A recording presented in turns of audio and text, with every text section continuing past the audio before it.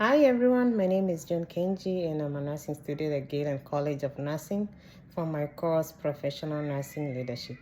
My strategic leadership brief today focuses on improving interprofessional handoff communication at HCA Houston Healthcare Keynote. This presentation explores the impact of poor communication during patient handoffs on patient safety, continuity of care, and quality of care.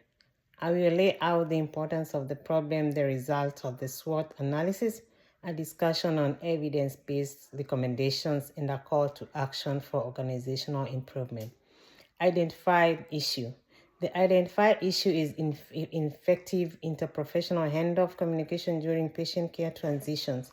Lack of communication between shifts, transfers, and discharges can contribute to medication errors, delay to treatment, poor care coordination, and affordable patient harm.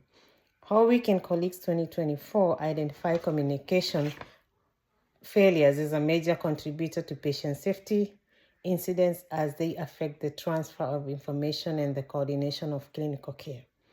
Furthermore, a 2025 study by Anaz and colleagues showed that using SBAR communication techniques enhances clarity and reduces misunderstandings during patient transfers.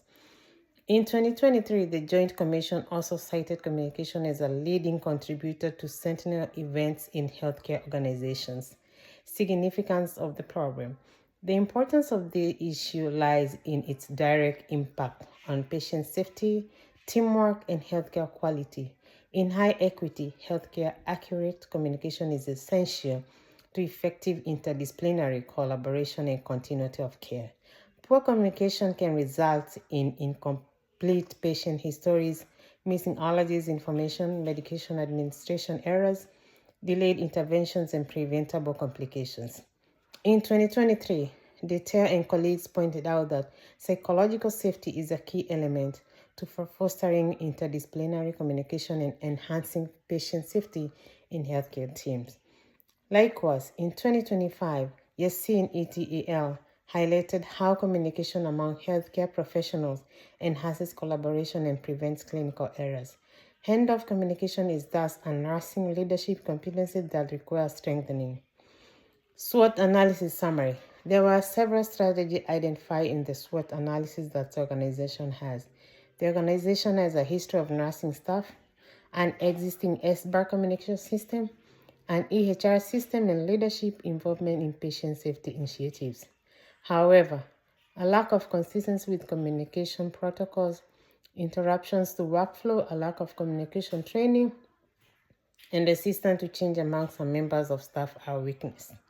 Multiple opportunities were identified, including national patient safety initiatives, technological developments, interdisciplinary training programs, and a credential standard that help improvement communication.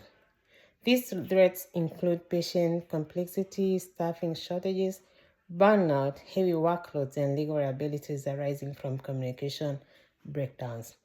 In 2028, Mueller et al. Found that SBAR communication reduces communication errors and enhances patient safety. Further, Oster and Barata in 2025 noted that maintaining a strong safety cultures require high reliability organizations, leadership's accountability, and standardized communication.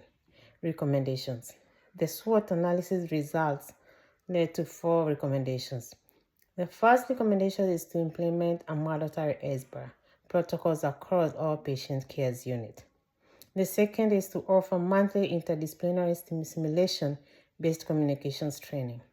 The final recommendation is to enhance nurse leader oversight by conducting nurse communication audits and nurse leader roundings.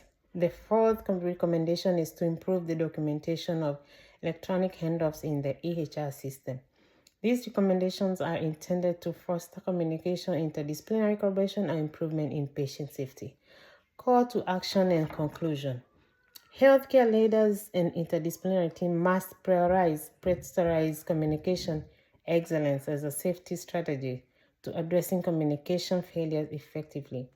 Promote action should include SBAR, refresher training, communication audits, and identification of communication champions.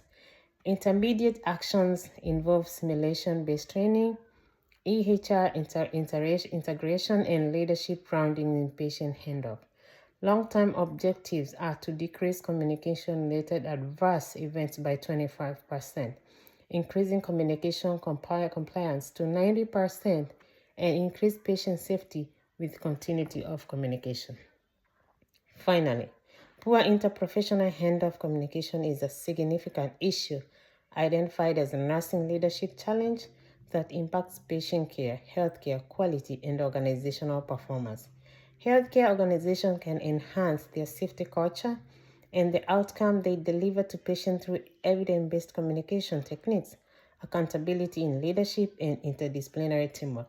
Thank you for your time and attention.